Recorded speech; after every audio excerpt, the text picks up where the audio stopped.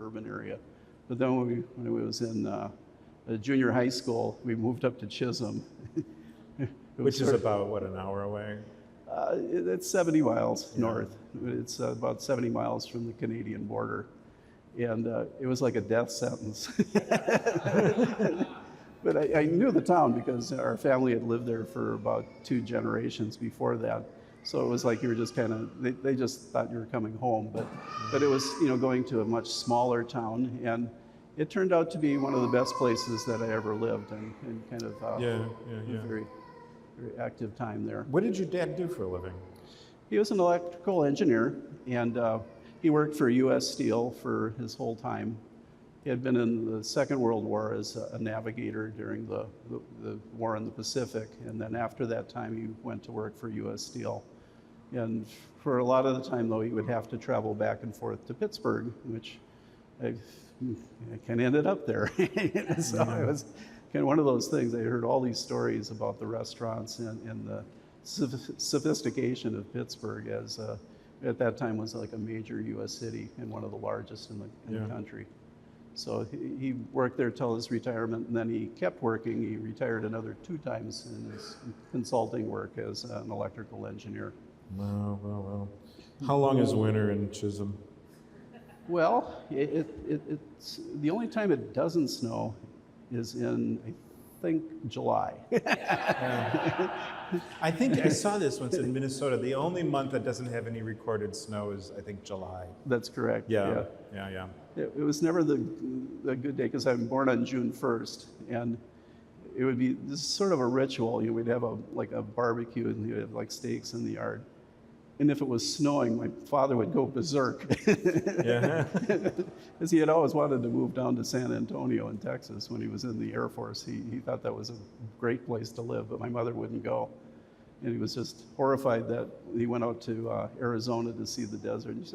And she said to him when they were like 60 years old, we should have moved out there. The joys of marriage, it's just, what can you say? Yeah, so then you were there till you graduated high school, and then where did you go to school? I ended up at Columbia University in New York City. It was a big change, and once a year from working at the Near East Society in New York. And it was a very, very big change, because in Minnesota you had trees in the great woods. Right. You get to New York and there's not many trees. Vice versa, the population density north of my house is less than 2 people per mile, which is just empty space up to the Arctic Circle, and there's no roads or anything. So you had that 2 experiences of just getting on a plane, and the next day you're in Manhattan. And it was actually the one person giving me the tour, and we were having lunch there, and I explained to him, well, in Minnesota you have trees, you have people here. So it was a big change. We got walleye. Well, that's true. Yeah, we got walleye. We got Gary's a walleye fisher. Good. Yeah. Yes. Daring. Yeah. Walleye is good. So then you went to college, and so then what? Then after that time, I worked for a little bit as a youth minister. That was back in Minnesota again. Yeah. And then after that time, I went to the Order of Friars Minor and entered as a Franciscan within the Byzantine custody. Father Jerome is still a member of the Franciscans. I was there until the community merged together in with the other Roman Catholic churches. Then after that time, I went to to Mary Immaculate with the Vincentians in Northampton, Pennsylvania for seminary. Nice. So then kind of the rest is history. Then you become a bishop, and then you become Metropolitan, and now you're sitting in Whiting. That's it. Yeah. Being tortured by He's getting revenge on him because I sent him to Minnesota. The way it happened was, it was October, and he looked at me and he says, "You got a good coat?" And I said, "No, and I don't want one." And then in December he says, "You got good boots?" And I said, "No," and he says, "You better get them." And then in January he says, "Guess what? It's time for your boots and coat." And I said, I really think this is a bad idea." And he says, "You just trust me. You're going to love it up there. You just trust me." Right. And I did. I got up there, and 2 weeks later I was like, "Oh Yeah, I do like it up here. And Yes. so, 6 months of winter is great. I love it. And, Yep. I do.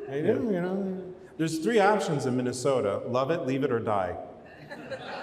This is true. This is Yep. true. This is true. This is true. So you either got to lean into it or you got to go. Yeah. You know. Yeah, you learn to ski or cross country or ice fish or things.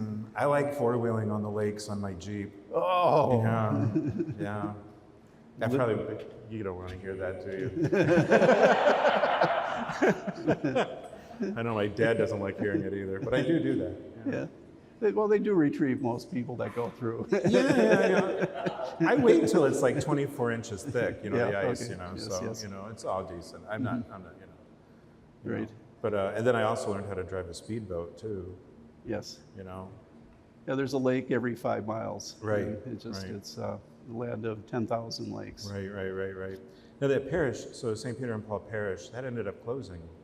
Yes. When did it close? In the late 80s, they decided to close down at that point. It's a national landmark.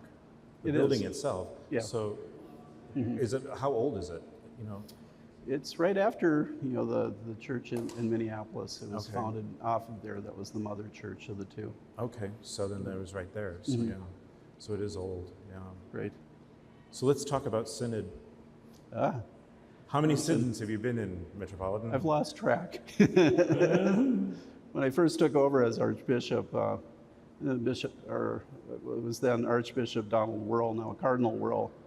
He came to the installation in Pittsburgh, and he said, "Oh, one of the things you'll have to do is you have to go to the synod." And with a little tear in his eye, he said, "You're the only person that's going to go to more synods than I've been to." Yeah. I learned to appreciate that little tear after a while, because they're very long things. You've been to the synod, I think, and it's these last ones have been very long. They're about 5 weeks long each, and it's and for some of those of you with us, you got involved with that synodal process where you have that technique where you have everybody say something, you have like 5 minutes of silence, and then you reflect on that, and then another 5 minutes of silence. Imagine doing that for 10 weeks. It was like you're slowly being brainwashed. You agree to anything at the end of it. But it's a good process, and that's part of the assembly is to kind of incorporate the idea of listening to one another and ultimately listening to the Holy Spirit. And it is a powerful thing. In reflecting on it, we were doing a taping for Slovak TV last week.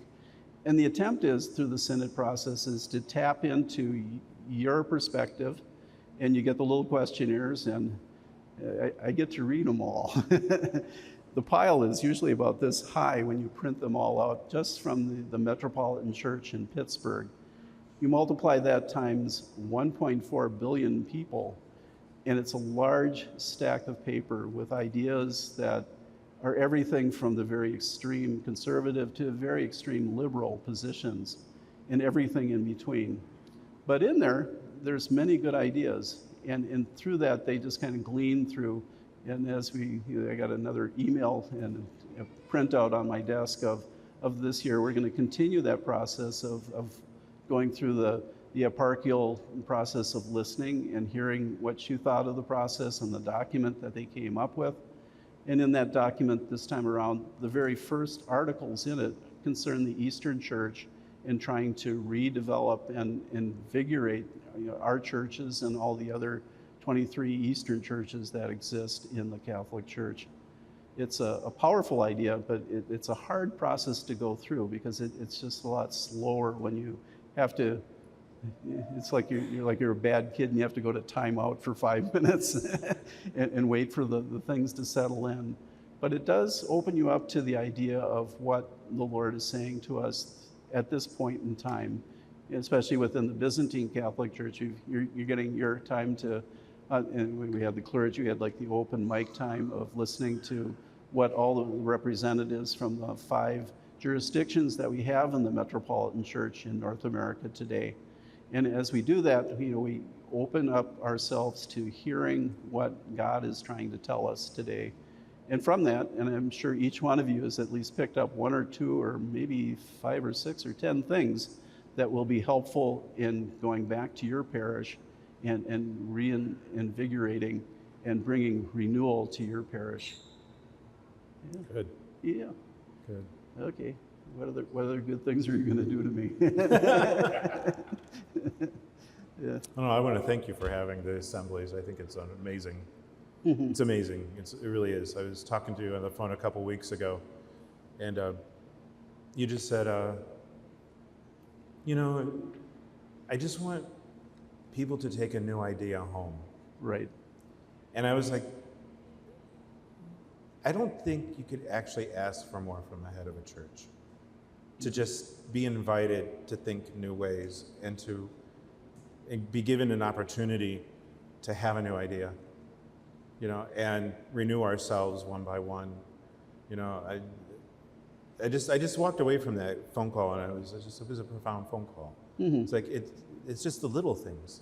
Yeah. It's just one idea, and that's how our whole church is. I mean, It could change your life and bring you to a new point in time. Right. And just always is something that is not only yourself, but your church and the community that you serve, and kind of bring that new life to there.